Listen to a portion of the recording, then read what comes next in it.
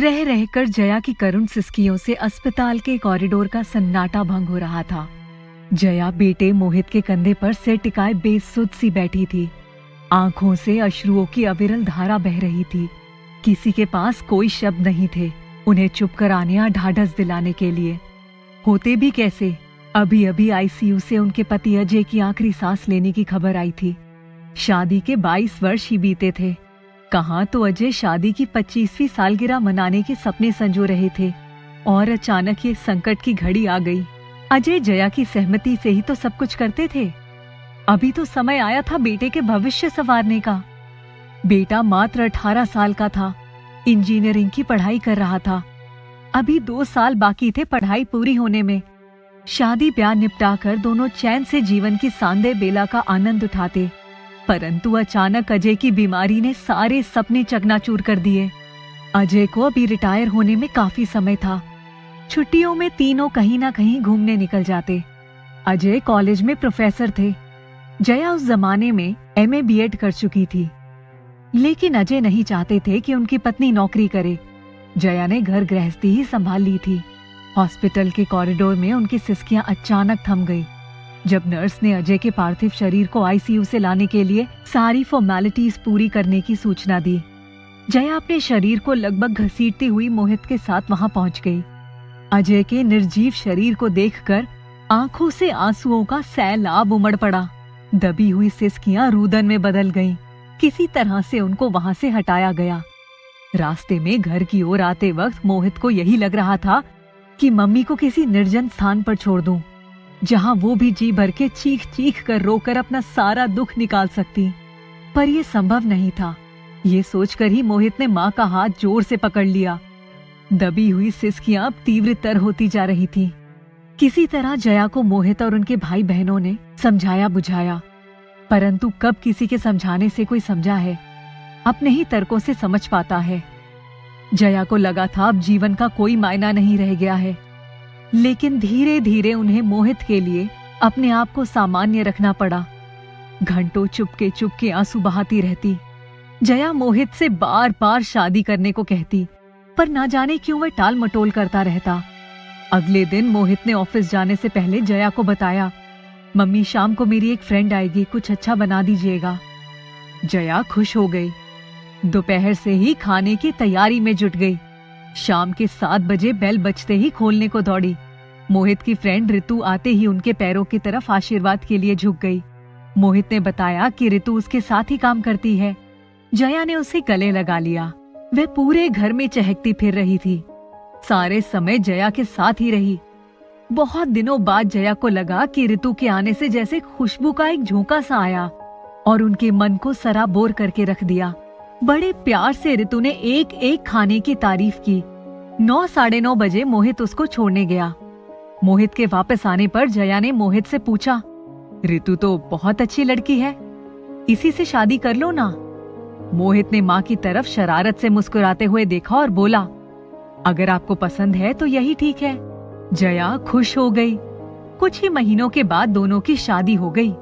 शुरू के कुछ दिन तो बड़ी खुशी खुशी बीते, परंतु 2 साल बाद कुछ दिनों से जया को लग रहा था कि किसी बात पर इन दोनों का झगड़ा चल रहा है।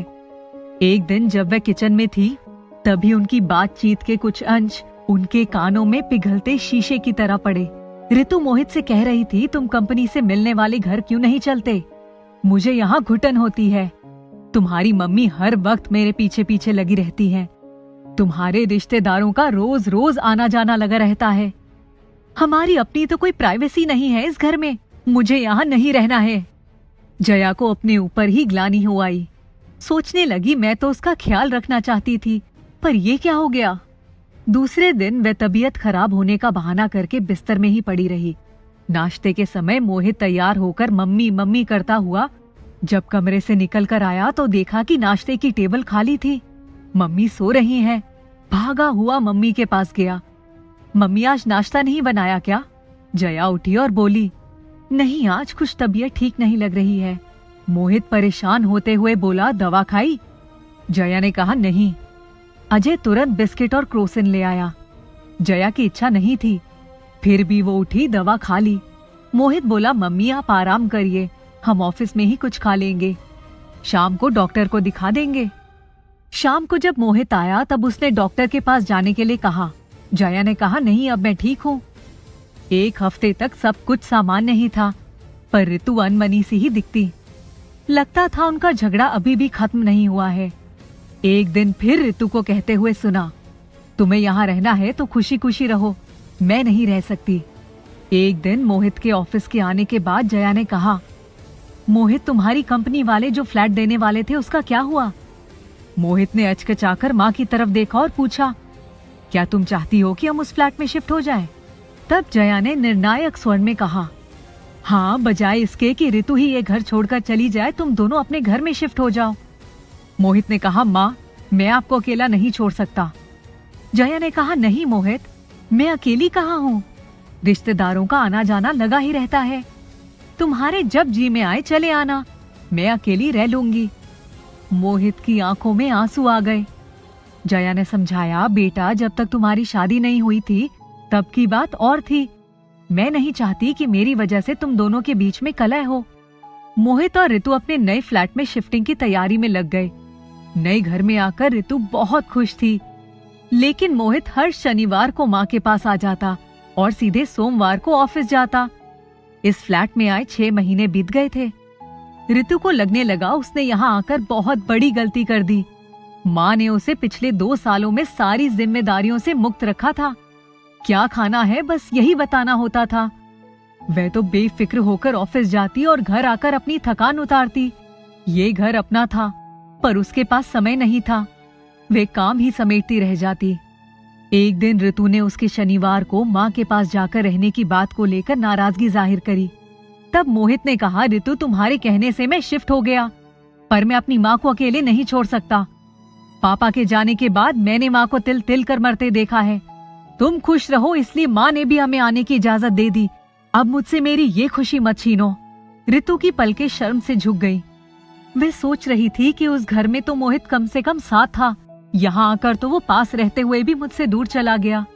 दूसरे दिन सुबह बिना मोहित को बताए ऋतु जया के पास पहुंच गई और जया से लिपटकर रोते हुए माफी मांगने लगी।